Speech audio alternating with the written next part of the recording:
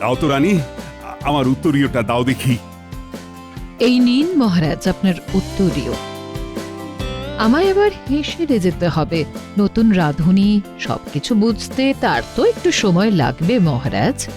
তা লাগবে বটে, তবে রান্নাটা কিন্তু বেশ ভালোই করেছি। বলছি, তার স্বভাবের দিক থেকে ভালো তো? সবে তো দিন 10 হলো, স্বভাবও মন্দ নয়, বেশ মিষ্টি কথা বলে। রান্না বান্না ছাড়াও নিজের থেকে এগিয়ে এসে অন্যান্য কাজকর্মে সাহায্য করে বইকে। যাক, এতদিনে একটা ভালো কাজ করেছে, অন্তত একজন ভালো রাঁধুনির সন্ধান দিয়েছে। ওহ, মাঝে মধ্যে যা সব কাণ্ড ঘটায়। যাই হোক, যাও রানী, যাও, হেসেলে যাও, গিয়ে দেখো তোমার নতুন রাঁধুনি কি রান্না করছে। হ্যাঁ, তাই যাই।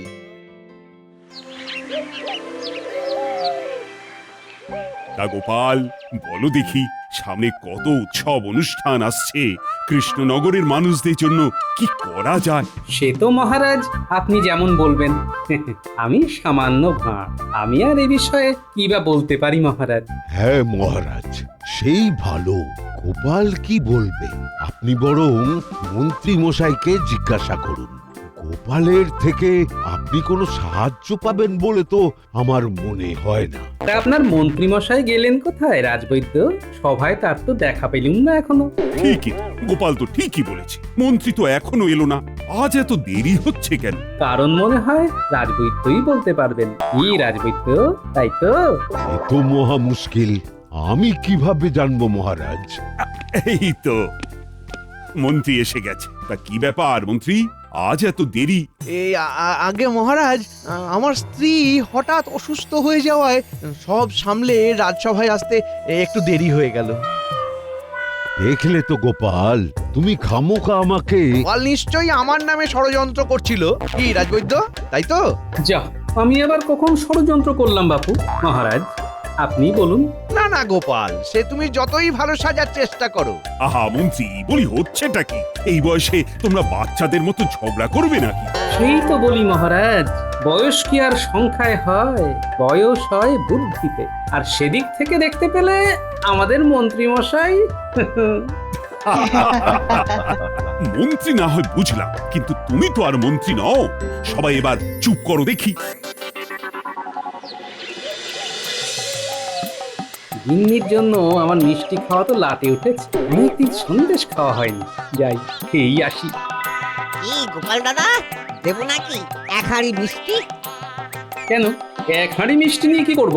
না মানে ওই এক আধটা মিষ্টিতে তো কি আর হবে বলো তোমার? একটাও নয়, এক হাঁড়িও নয়, গোটা 5 সন্দেশ দাও দেখি। মাত্র 5টা? আচ্ছা আচ্ছা, এই নাও, এই নাও। হ্যাঁ, ঠিক বলেছো। এত অল্পে কি আর মন ভরে? ঠিক বললো না। আরো গোটা 5 দাও দেখি। তা বলি গোপাল দাদা, ওই পুতুলের সঙ্গে দেখা হলো? পুতুল? কে পুতুল? আরে পুতুল, আমার দুঃসম্পর্কের ভাগ্নি পুতুল। বলি তোমার ভাগ্নির সঙ্গে আমার কিভাবে দেখা হবে শুনি? আর দেখাই বা হবে কোথায়? সে কি গোপাল দাদা, তুমি তো দেখছি কিছুই জানো না।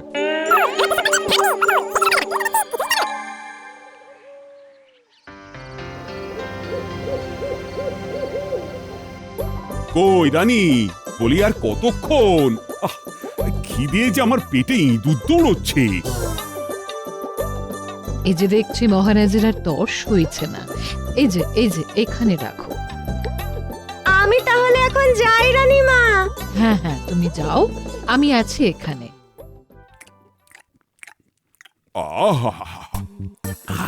মুড়ি ঘন্টটা তো অপূর্ব হয়েছে।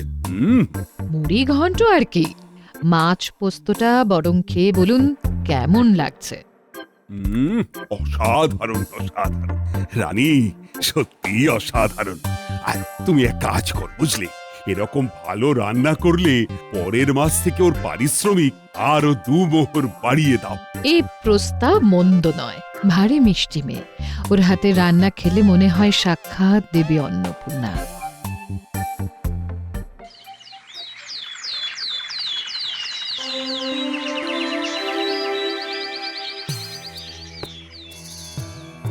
মহারাজ, আপনাকে কেমন যেন দেখাচ্ছে। তার শরীর স্বাস্থ্য সব ঠিক আছে তো? তা গোপাল, বুদ্ধির সঙ্গে সঙ্গে তোমার দৃষ্টিও যে দিন দিন ধারালো হচ্ছে। না মহারাজ, তেমন কিছু নয়। আপনি সুস্থ থাকলে, ভালো থাকলে প্রজারাও ভালো থাকবে। না না গোপাল, আমি ঠিক আছি। শুধু এই শরীরটা একটু দুর্বল লাগছে মাঝে মাঝে। আর মন্ত্রী, আমি তোমাকে যে একটা দায়িত্ব দিয়েছিলাম। কি দায়িত্ব মহারাজ? আমার যে কিচ্ছু মনে পড়ছে না।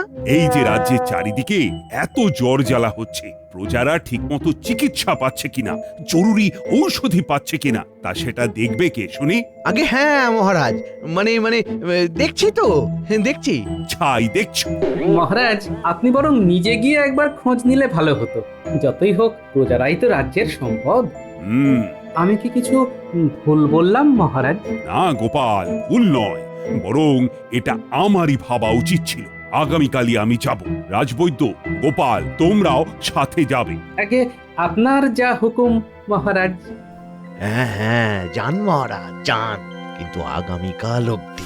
কি মন্ত্রী, তোমাকে কি আলাদা করে বলতে হবে নাকি? না না মহারাজ, না, যাব, আমিও যাব। উফ, উফ, আহ, এ কি মহারাজ, কি হলো আপনার? পেটের বাদিকটা বড্ড ব্যথা করছে। আহ, বাবা, মাথাটাও কেমন যেন ঘুরছে। আপনি যে অসুস্থ আমি বিলক্ষণ বুঝেছি মহারাজ। সপ্তাহখানেক ধরে শরীরটা একটু দুর্বল লাগছিল বটে, কিন্তু আজ আপনি বরং বিশ্রাম নিন মহারাজ। রাজসভা আপাতত স্থগিত রাখা হোক। আমি বরং একটা পাচন আপনাকে তৈরি করে দিচ্ছি। হ্যাঁ মহারাজ, আমিও তাই বলছি। আপনি বিশ্রাম নিন, আমি বরং আপনাকে শয়নকক্ষে পৌঁছে দিই।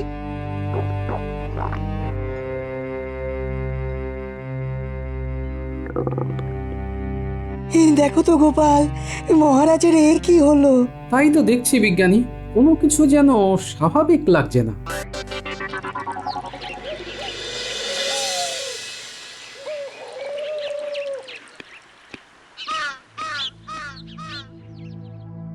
রানীমা, আসবো? হ্যাঁ হ্যাঁ, এসো, ভেতরে এসো।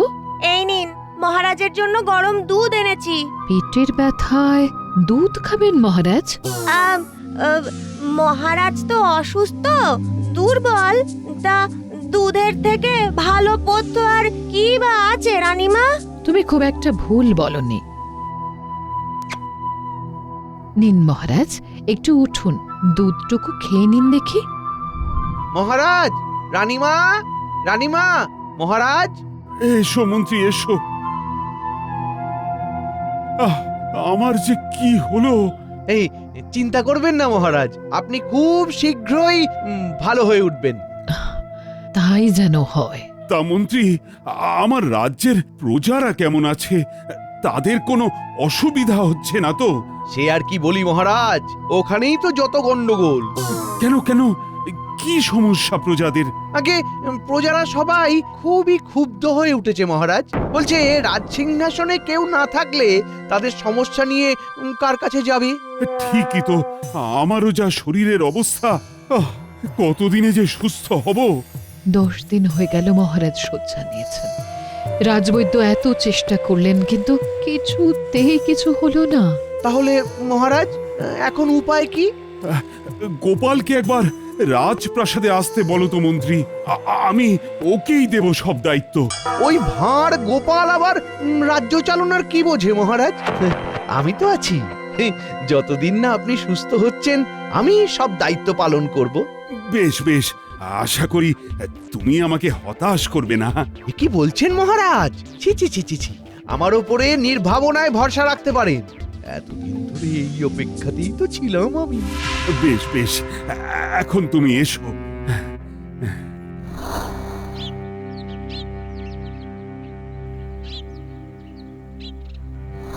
কেমন আছেন মহারাজ?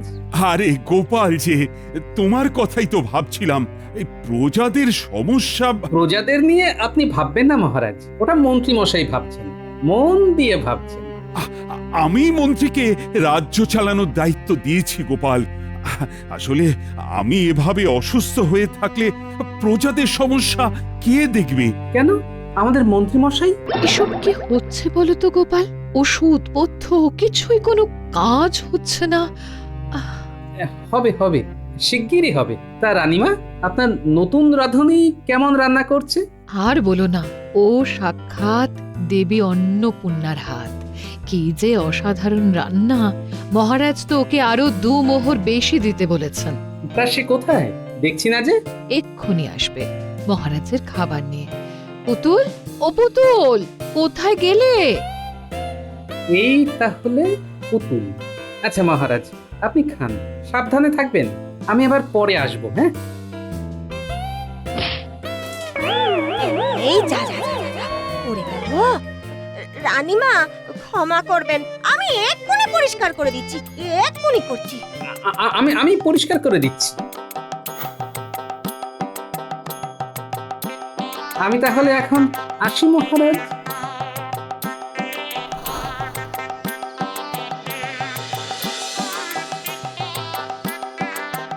কি ব্যাপার বিজ্ঞানী, কিছু পেলে নাকি? পেয়েছি গোপাল, পেয়েছি। কি পেয়েছো সেটা আগে বলো। জল পরিশুদ্ধির ঔষধি। আচ্ছা, এই তাহলে কারণ। হ্যাঁ গোপাল, এছাড়া আর কিছু তো পাওয়া যায়নি।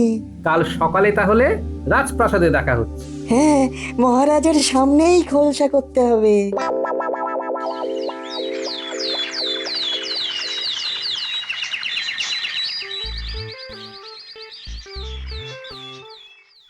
সুপ্রভাত মহারাজ। এসো এসো গোপাল, এসো। আপনাদের সবাইকে একটা জরুরি সংবাদ জানাতে এসেছি। জরুরি সংবাদ? কি সংবাদ গোপাল? বলবো বলবো, সব বলবো, কিন্তু আমি চাই এই জরুরি সংবাদ দেওয়ার সময় মন্ত্রীমশাই সহ সকল সভাসদ এখানে উপস্থিত থাকুন। বেশ বেশ গোপাল, তাই হবে। প্রহরী, প্রহরী, হ্যাঁ মহারাজ, বলুন। যাও তো এক্ষুনি মন্ত্রী আর বাকি সভাসদদের ডেকে আনো। আজ এমন সংবাদ দেব মহারাজ যে আপনি সোজা বিছানা থেকে লাফিয়ে উঠবেন।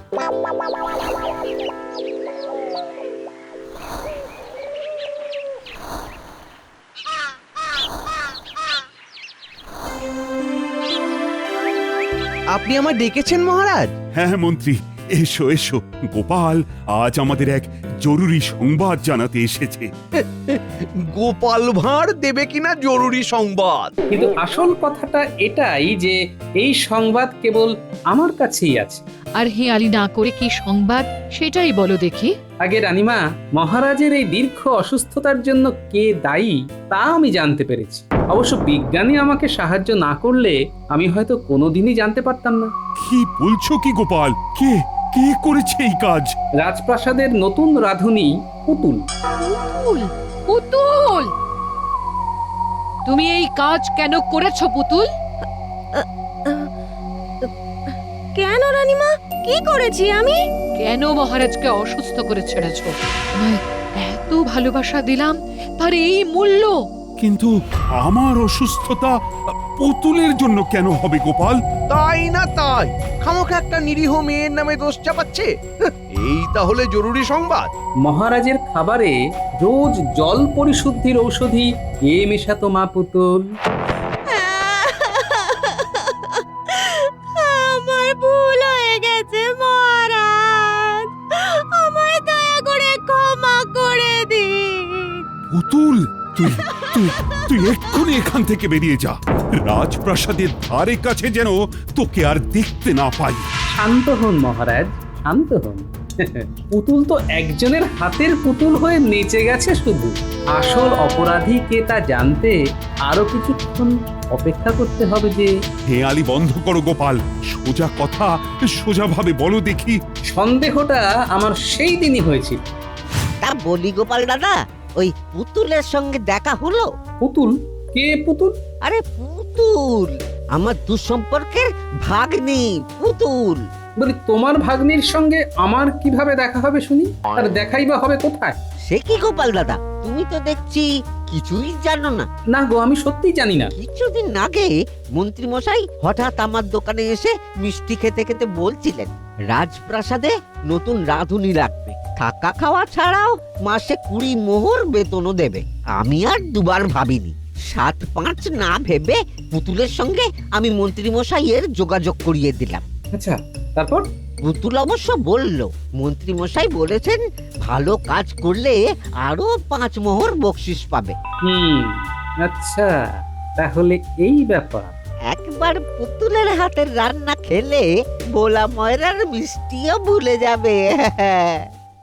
সেদিনই আমি প্রথম জেনেছিলাম রাজপ্রাসাদে নতুন রাঁধুনি এসেছে এবং তাকে এনেছেন আমাদের গুণধর মন্ত্রী মশাই। কিন্তু মন্ত্রীর কি দোষ এখানে, সেটা তো বুঝতে পারলাম না গোপাল। মহারাজ, গোপাল কিন্তু আবার আমার বিরুদ্ধে ষড়যন্ত্র করছে।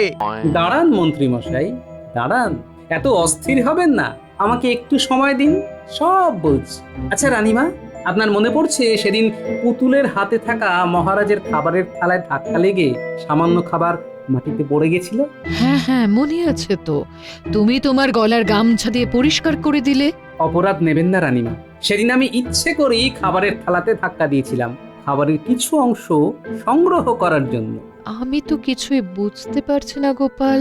মন্ত্রী মশাইয়ের পুতুলকে রাজপ্রাসাদে নিয়ে আসা, পুতুলের রোজ নিত্য নতুন রান্না এবং মহারাজের দীর্ঘ অসুস্থতা কেমন 2-2 4 হয়ে যাচ্ছে বলে মনে হচ্ছিল আমার। তাই খাবারের অংশটুকু নিয়ে সোজা বিজ্ঞানীর কাছে যাই। আমি নিশ্চিত ছিলাম পরীক্ষা করলে এর মধ্যে কিছু একটা পাওয়া যাবেই, বাকিটা বিজ্ঞানী আপনাদের বলবে। কি দেখলে বিজ্ঞানী? বলো বলো আমাদের। সেদিন গোপাল যখন কাপড়ে মুড়ে খাবার নিয়ে গেল, আমি জানতাম না কিসের খাবার, কেন নিয়ে এসেছে। শুধু বলল একজনকে প্রাণে বাঁচাতে আমার সাহায্য দরকার। তাই আমি তাই কি বিজ্ঞানী? আগে রানীমা, পরীক্ষা করে দেখি ওর মধ্যে জল পরিশুদ্ধির ঔষধ মেশানো আছে। কিন্তু সেটা পুতুল পাবেই বা কিভাবে? আপনার মনে আছে রানীমা, গত বছর কলেরাতে গোটা কৃষ্ণনগরের কি ভয়াবহ অবস্থা হয়েছিল? তখন পানীয় জল পরিশুদ্ধ করার জন্য বিজ্ঞানী একটি ঔষধি বানিয়েছিলেন। হ্যাঁ হ্যাঁ, মনে আছে তো, মন্ত্রীমশাইকে প্রজাদের ঘরে ঘরে ওই ওষুধই বিতরণ করার জন্য দায়িত্ব দেওয়া হয়েছিল। শুধু তাই নয়, ওই ওষুধ প্রজাদের কাছে বিক্রি করবেন বলে বেশি পরিমাণে ঔষধি রেখে দেওয়ার জন্য মহারাজের কাছে বকাও খেয়েছিলেন। ঠিক ঠিক বলেছ গোপাল, আমার বিলক্ষণ মনে আছে। কিন্তু সেই ওষুধের সঙ্গে মহারাজের অসুস্থতার কি সম্পর্ক? সে তো মানুষের কল্যাণে ব্যবহার হয়। ওই ঔষধি কেবলমাত্র জল পরিশুদ্ধ করতেই ব্যবহার করা যায়, তা অতি সামান্য মাত্রায়। সামান্য পরিমাণ বেশি হলেই তা শরীরের জন্য অত্যন্ত ক্ষতিকারক। কিন্তু আমি যে করেছি তার কি প্রমাণ আছে? আছে আছে, এই প্রমাণও আছে মন্ত্রী মশাই। ভোলা ময়রা, রানীমা, আপনারা পুতুলকে কত মোহর বেতন দেবেন বলেছিলেন? কেন 20 মোহর? একদম তাই। পুতুল ওর মামা মানে ভোলা ময়রাকে বলেছে, মন্ত্রী তাকে বলেছে ভালো কাজ করলে আরো 5 মোহর বকশিস দেবে। হ্যাঁ বলেছেন তো। আমি তো সেটাই বলছি। তাহলে কি দাঁড়ালো? মন্ত্রীর কথা মতো কাজ করলে আরো 5 মোহর বেশি পেত পুতুল। সেই লোভেই তো এই কাজটা করলো সে। কি পুতুল, ঠিক বলছি তো? ক্ষমা করবেন রানীমা, ক্ষমা করবেন আমায়। লোভের বশে আমি এ কাজ করে ফেলেছি। আপনি আমাকে যা শাস্তি দেবেন আমি মাথা পেতে নেব। আমাকে শুধু ক্ষমা করে দিন রানীমা। আমি এই মুহূর্তে মন্ত্রী আর পুতুল দুজনকে এই রাজবাড়ি থেকে বহিষ্কৃত করলাম। বেরিয়ে যাও, বেরিয়ে যাও এক্ষুনি। না মহারাজ, এমনটা করবেন না মহারাজ, এমনটা করবেন না, আপনার 2 পায়ে পড়ি মহারাজ। না মহারাজ, মন্ত্রীকে বহিষ্কার করবেন না। এত কিছুর পরেও তুমি এ কথা বলছো? আমার জীবনের থেকে মন্ত্রী চাকরির দাম বেশি। মাফ করবেন মহারাজ, আমি তা বলতে চাইনি। আমি শুধু বলতে চাইছি শাস্তি তো উনি পাবেনই, কিন্তু কিন্তু কি? তুমি যেভাবে বলবে আমি সেভাবেই মন্ত্রীকে শাস্তি দেব। কিছুদিন যাবত তো রাজবাড়ির বাগানের মালি 2 মাসের ছুটিতে গেছে, তাই তার অবর্তমানে মন্ত্রী মশাই বরং আজ থেকে সেই দায়িত্বটাই নিন। গোপাল! তাহলে মহারাজ, আপনি যেটা ঠিক করবেন। না না মহারাজ, না না, আজ থেকে আমি বাগানের দেখাশোনাই করব। দয়া করে তাড়িয়ে দেবেন না মহারাজ। আর আর পুতুলের কি হবে? ওকে এই চাকরিতেই বহাল রাখুন মহারাজ, তাড়িয়ে দেবেন না। আমি কথা দিচ্ছি ও আর এই ভুল করবে না। কি পুতুল, তাই তো? হ্যাঁ, আমি এ ভুল আর জীবনে কখনো করব না, কখনো না। আপনাদের সবার কাছে আমি হাত জোড় করে ক্ষমা চাইছি। গোপাল, তোমার বুদ্ধির কোনো জবাব নেই। মন্ত্রী বেটা এমন শায়েস্তা হয়েছে। এই না গোপাল, আমার প্রাণ রক্ষার জন্য তোমাকে আমি এই 100 মোহর উপহার দিলাম। কিন্তু মহারাজ, এর প্রাপ্য তো শুধু আমার একার নয়। বিজ্ঞানী আমাকে কত সাহায্য করলেন। সারা রাত জেগে পরীক্ষা করে এই রোগ নিরাময়ের এক প্রতিষেধকও বার করেছেন। সত্যি গোপাল, তোমাকে দেখে আমি বারবার অবাক হই। কিন্তু তুমিও তাহলে জানো না, উপহারের থলে দুটোই হবে, একটা তোমার আর একটা বিজ্ঞানী। জয় মহারাজের জয়।